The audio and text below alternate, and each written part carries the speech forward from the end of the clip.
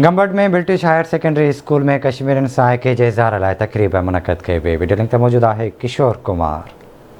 जी सॼे मुल्क जी अॼु गंबट जे ब्रिटिश हायर सेकेंडरी स्कूल में भी कश्मीरियुनि सां इज़हार यकजहती तौर जेको आहे हिते तकरीब मुनक़िद कई वई आहे, जिते जेको आहे शागिर्द ऐं शागिर्दनि पारां जेको आहे टैबलोज़ ऐं तकरीबूं पेश कयूं पियूं वञनि। अचो त हिते मौजूद उस्ताद ऐं शागिर्द आहिनि, उन्हनि सां ॻाल्हि ॿोल कंदासीं त अॼोके ॾींहं खे कीअं सेलिब्रेट कनि था।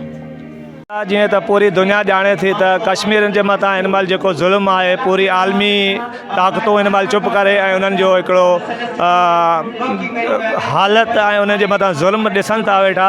असां इहो ई ॾिसो त इल्म जी रोशनीअ सां, इल्म जी हिमत सां, इल्म जे टैलेंट सां इहे ज़ुल्म ऐं इहे जेके उन्हनि जे मथां जबराना जेके कम हलनि था पिया, असां उन जे करे ई प्रोग्राम कयो आहे। जीअं पूरी दुनिया में असां मैसेज ॾियूं त असांजा नंढे खां वॾो माण्हू, वॾे खां नंढो, पोड़े खां पको माण्हू जेको आहे उन्हनि सां गॾु आहे ऐं उन्हनि जे मथां जेको ऐं ॿारनि में जेको विलविलो ऐं तव्हां शऊर ॾिठो, ॿारनि में जेको जज़्बात आहे, उन्हनि जूं स्पीचिस तव्हां ॿुधियूं, उन्हनि में जेकी जुस्तजू आहे, सिर्फ़ु ऐं सिर्फ़ु हिन जो मक़सदु इहो ई आहे त असां हीउ प्रोग्राम ॾेखारे पिया पूरी दुनिया वारा गॾिजी करे उन्हनि जे मसइले खे हल कनि ऐं तमामु महिरबानी थींदी।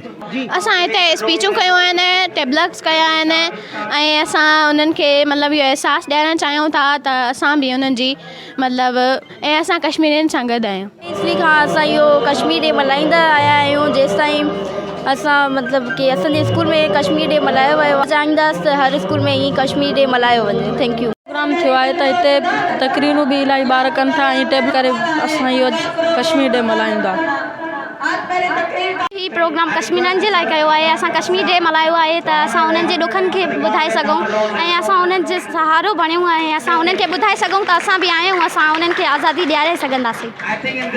जीअं त नाज़रीन तव्हां ॾिठो त ब्रिटिश हायर सेकेंडरी स्कूल में कश्मीर भाइरनि सां इज़हार यकजहती तौर जेको हीअ तकरीब कोठाई वई। हिन तकरीब में तव्हां ॾिठो त शागिर्दनि पारां जेको आहे मुख़्तलिफ़ टेबलोज़ ऐं तकरीरूं पेश करे भेटा पेश कई ऐं उन्हनि पारां जेको आहे अक़वाम मुतहिदा खां इहो पिणु मुतालबो कयो आहे त कश्मीरियुनि खे फौरी तौर जेको आहे आज़ादु करे उन्हनि खे पंहिंजा हक़ ॾिना वञनि। कैमरामैन आकाश कुमार सां गॾु किशोर कुमार, आवाज़ TV न्यूज़, गंबट।